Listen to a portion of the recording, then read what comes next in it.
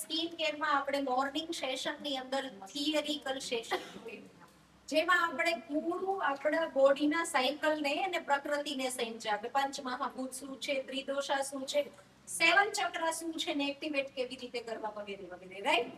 હવે આપણે પ્રેક્ટિકલ કરવા જઈ રહ્યા છીએ સ્કિન કેર. સ્કિન કેરને કરતા પહેલા આપણે સ્કિનને જાણવી સમજવી ખૂબ અગત્યની છે. તો આપણે સિમ્પલ ફિલોસોફી સમજીએ કે સ્કિનની ફિલોસોફી શું છે. આપણે કોરિયનના લોકોમાં કોરિયન પ્રોડક્ટ કરતા હોય. એકચ્યુઅલી કોરિયાની પ્રોડક્ટ ફેમસ નથી. ફેમસ છે કોરિયાના લોકોની ફિલોસોફી. શું ફિલોસોફી છે? તો કે સ્કિન ખરાબ થાય એ પહેલા જ સ્કિનની કાળજી રાખવી.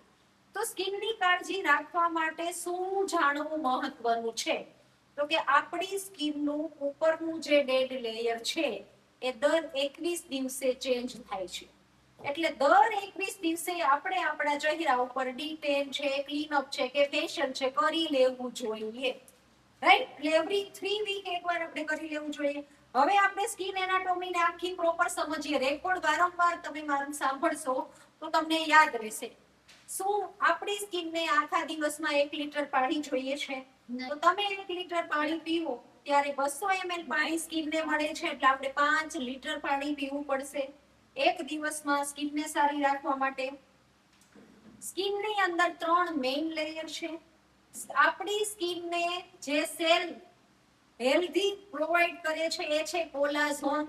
કોલાજનનું પ્રમાણ વધારવા માટે આપણે લીલા શાકભાજી, ફણગાવેલા કઠોળ, પલાળેલા બાફેલા કઠોળ અને સિઝનલ ફ્રૂટ ઉપર વધારે જોર રાખવાનું રહેશે. આપણે દરરોજ આપણી સ્કિનને ગ્લો કરવા માટે 5 મિનિટ મેડિટેશન મોર્નિંગમાં કરવાનું રહેશે. આપણી સ્કિનની કાળજી રાખવા માટે આપણે એવા કોઈ હાર્શ કેમિકલનો ઉપયોગ નહીં કરીએ જે બ્લીચિંગ, શાઇનર વગેરેમાં જે કેમિકલ હોય છે એની જે ગ્લો કરતી હોય. હવે આપણે આપણી સ્કિનને એન્ટીઓક્સિડન્ટ અને હેલ્ધી અને લાઈવ રાખવા માટે આપણે માટીના પ્રોડક્ટના તમામ પ્રકારના ટ્રીટમેન્ટ પ્રેક્ટિકલ જોઈશું. ઠીક છે.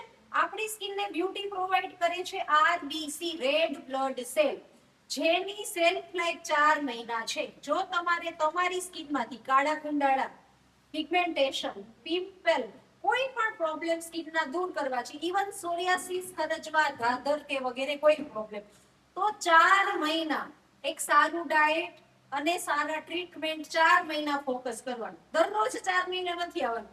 પ્રોબ્લેમ કેવો છે? Minor, moderate, severe.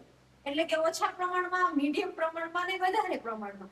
તો એ રીતે અઠવાડિયે 2 વાર, અઠવાડિયે 1 વાર કે અઠવાડિયે 3 વાર ટ્રીટમેન્ટની સિટિંગ્સની જરૂર પડે. અને 4 મહિના લોહા લોહેકો કાઢતા ને, એટલે તમે માટીના ટ્રીટમેન્ટ કરો છો તો માટીના જ પ્રોડક્ટ હોમ કેરમાં 4 મહિના વાપરવા. આ રીતે તમે 100% તમારા સ્કિનને પ્રોબ્લેમ ફ્રી, ડિસીઝ ફ્રી કરી શકશો. રાઈટ. Thank you.